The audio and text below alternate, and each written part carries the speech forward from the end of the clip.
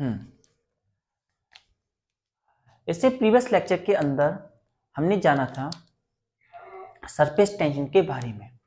आज हम surface tension के कुछ इलस्ट्रेशन और एग्जांपल्स को देखेंगे। हमने जाना था सरफेस टेंशन जो होती है वो प्रॉपर्टी होती है सरफेस की जिसकी मदद से कोई body minimum surface area acquire करती है और ये जो होती है स्ट्रेच्ड मेम्ब्रेन की तरह बिहेव करती है। आज हम कुछ एग्जांपल देखेंगे सरफेस टेंशन के। We are going to observe some example of surface tension. जो सरफेस टेंशन होती है उसका सबसे पहला एग्जांपल है जो हमारी रेन ड्रॉप्स होती हैं वो स्पेरिकल फॉर्म में देखने को मिलती हैं। स्पेरिकल फॉर्म में वो क्यों देखने को मिलती हैं, इसका रीजन होता है क्योंकि फॉर हर एक स्पेरिकल रेन ड्रॉप जो होती है वो सबसे कम सरफेस एरिया एक्वायर करती है for a given volume. Spherical shape होता है किसी बॉडी का, उसका सबसे कम एरिया होता है फॉर अ गिवन वॉल्यूम। इसीलिए जो सरफेस टेंशन होती है वो ऑयल जो हमारी रेन होती है उसको सबसे स्पेरिकल फॉर्म देती है।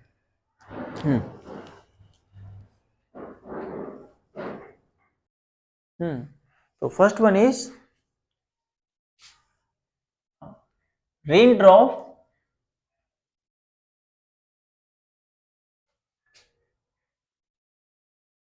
tends to acquire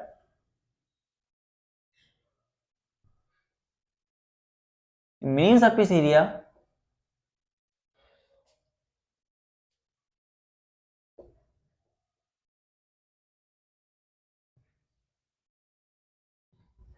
for a given volume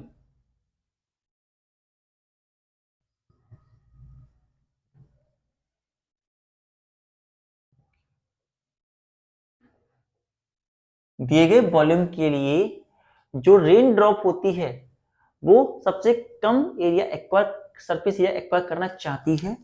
and for this condition जो स्फीयर होता है, sphere have minimum surface area,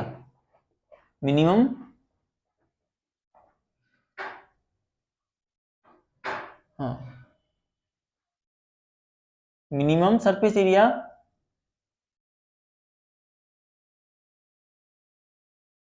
for a given volume. किसी भी दिए गए वॉल्यूम के लिए जो स्फीयर होता है उसका सरफेस एरिया सबसे कम होता है। इसीलिए जो रेन ड्रॉप होती है वो स्पेरिकल फॉर्म एक्वायर करती है। अगर रेन ड्रॉप किसी और शेप को लेगी, इस तरीके की शेप को लेगी, इस तरीके की शेप को लेगी और या फिर एक स्फीयरिकल शेप को ले, तो इन सभी शेप से कंपैरिजन में जो स्पेरिकल शेप में अगर हमारी रेन ड्रॉप आती है तो उसे सबसे कम एरिया एक्वायर करना पड़ेगा। It is going to be acquire minimum area in the condition of spherical shape. It is because of surface tension. Because of surface tension. Surface tension की वजह से।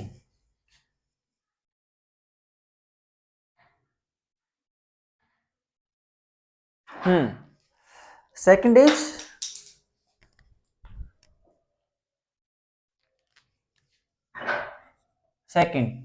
सेकंड के लिए when mercury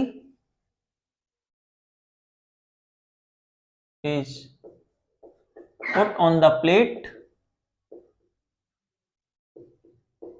it form the spherical shape।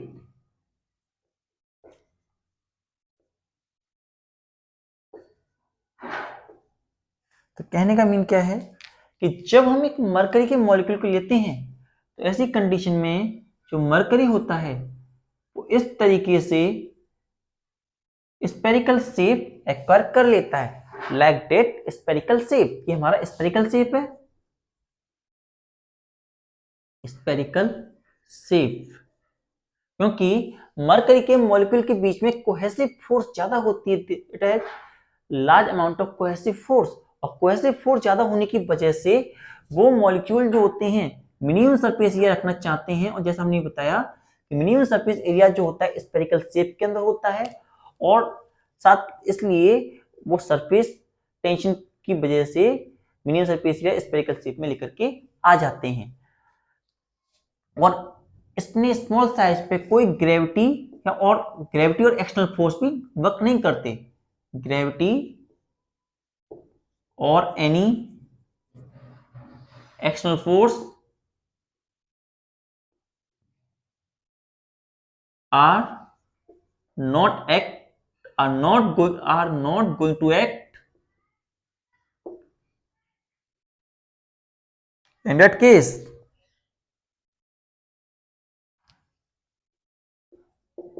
that case। यहां पर और कोई force भी एक्ट करती हुई नजर नहीं आती है, लेकिन जब ज्यादा अमाउंट ऑफ मॉलिक्यूल को हम लाते हैं तो उसका शेप कुछ इस तरीके का हो जाता है, लाइक दैट। उसका शेप हमें फिर इस तरीके का देखने को मिलता है। जो मरकरी का मॉलिक्यूल होता है उसका शेप हमें फिर कुछ इस तरीके का देखने को मिलता है, क्योंकि अब इस कंडीशन में वो कुछ ज्यादा अमाउंट है। ज्यादा अमाउंट होने की वजह से यहां पर कुछ हद तक ग्रेविटी वर्क करना स्टार्ट कर देती है।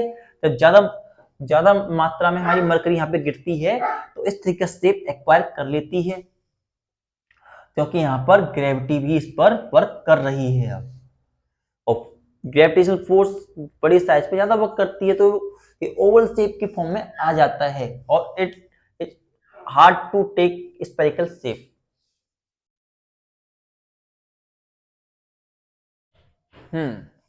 सेकंड एग्जांपल हम लेंगे,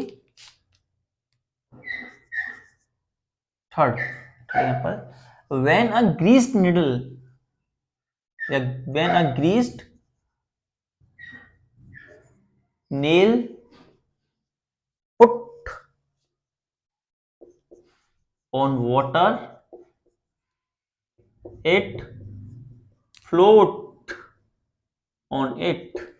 हम एक नेल जो आमतौर पर अगर हम पानी में डाल दें तो डूब जाती है, वहीं अगर हम उस नेल पर ग्रीस लगाएं और ग्रीस लगाने के बाद में उसे जेंटली सरफेस पर रखें तो ऐसी कंडीशन में it does not going to get sink, what it is going to float on it.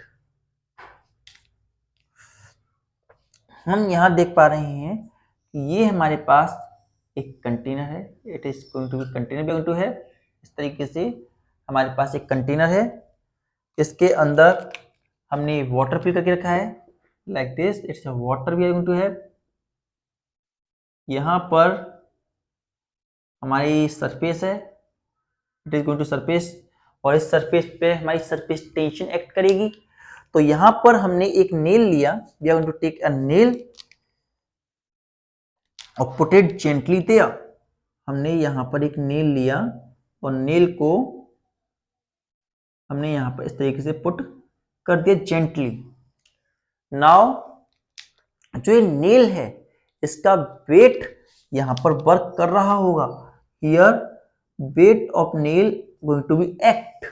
यहां पर जो हमारी नेल है उसका वेट एक्ट कर रहा है, दैट इज mg। लेकिन जो वेट यहां पर मैं ग्रीस लगा करके थोड़ा सा हल्की मात्रा में हमने देखा है, ग्रीस लगा दिया इस पे, it is going to greased. जो हमारी नेल है वो ग्रीस्ड है, जिसके कारण उसमें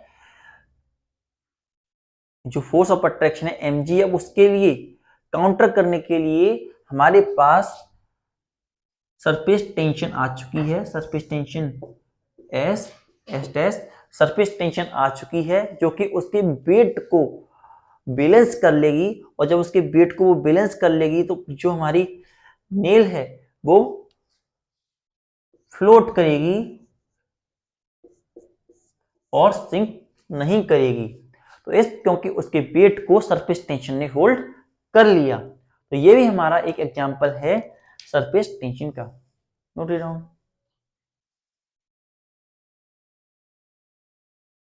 इसी प्रकार से हम फोर्थ एग्जांपल ले सकते हैं।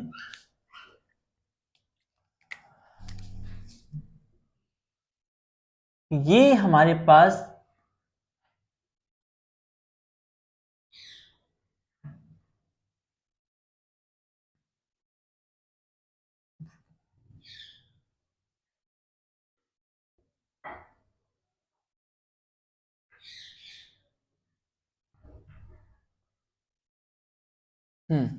ये हमारे पास एक बबल था और जो हम फुलाते हैं इस तरीके से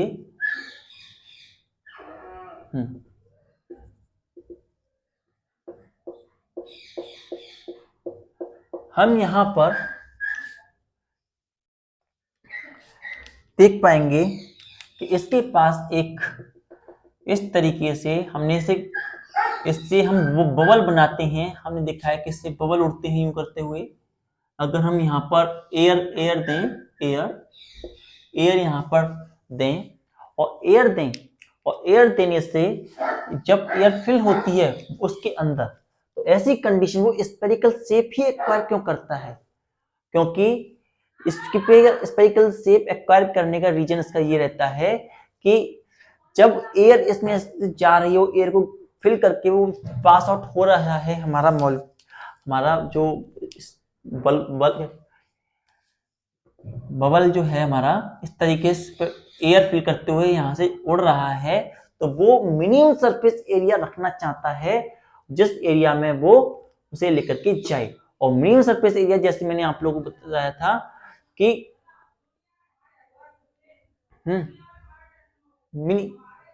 मिनिमम सरफेस एरिया रख सके, और minimum surface area is going to in case of sphere, और मिनिमम सरफेस एरिया रखने के लिए उसे अपना शेप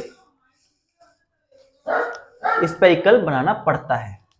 लेकिन हम एक और बात देख सकते हैं, कई बार ऐसा भी होता है कोई मॉलिक्यूल जो होता है या हमारा जो बॉल होता है वो यहीं से टूट जाए, फट जाता है, तो ऐसी कंडीशन में जो मॉलिक्यूल है वो कुछ इस तरीके से फिर इस तरीके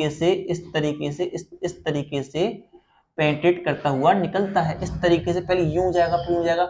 ये भी स्पेरिकल स्पेर ही बनाकर निकलेगा यूं करते हुए। जैसे अगर हमारा कोई बबल जो है वो पूरा न बन पाया, फट गया, तो वो यहां से होते हुए यूं होते हुए निकलेगा अगर हम उसे सेंटर में से पिक करें। लेकिन अगर हम उसे साइड वाइज पिक कर देंगे, कहीं इधर से पिक कर देंगे, तो ऐसी कंडीशन में हमेशा शेप दिखने को नहीं मिलेगा। इसी प्रकार से एक पर्सन लेते हैं। He is a person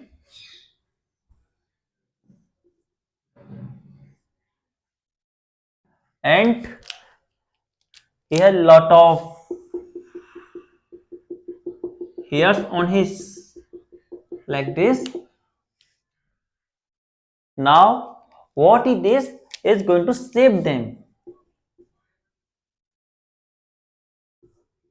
He think let's not shape them, let's shape them.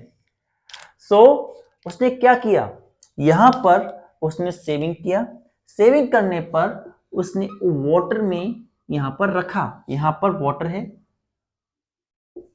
यहां पर ये वाटर की टॉप मोस्ट लेयर है, top most layer of water, और यहां पर वाटर फिल है। कुछ इस प्रकार से वाटर यहां पर फिल है। जब उसने अपने सारे के सारे हेयर्स को कट कर दिया और यहां पर जब वो ऐसा हुआ,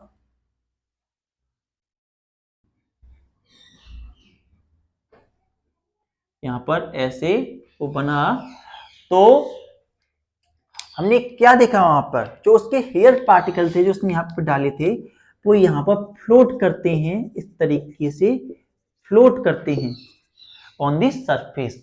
और सरफेस पर वो फ्लोट कर रहे हैं ऑन सरफेस टेंशन, जो उसकी सरफेस है उसे प्रिक नहीं कर पा रहे और वो उसकी सरफेस टेंशन पर फ्लोट करते हुए नजर आते हैं।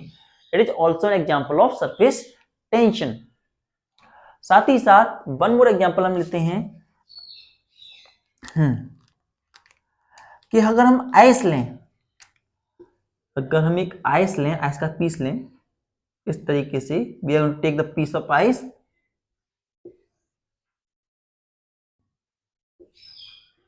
हमने ये आइस का पीस लिया और आइस के पीस पर हमने एक लिक्विड जो ऑयल था वो डाला, तो वो ज्यादा स्प्रेड होता है। जो ऐसी कंडीशन में जो ऑयल ड्रॉप होती है, ऑयल ड्रॉप, ये आप देखिए, oil drop expand more on the ice, oil drop expand more on ice। जब हमें दिख रहा है जो ऑयल है वो ज्यादा एक्सपेंड हो रहा है, लेकिन वहीं अगर हम इसको हॉट वाटर में करें, गर्म पानी में करें इसे, in case of hot water, in case of hot water it does not going to expand much. जो ऑयल जो होता है वो ज्यादा एक्सपेंड नहीं होता है, oil is not going to be expand much here in case of ice, expand on इधर do not expand much, it is all because of surface tension। तो ये सारे हमारे रीजन रहते हैं और कुछ एग्जांपल होते हैं सरफेस टेंशन के।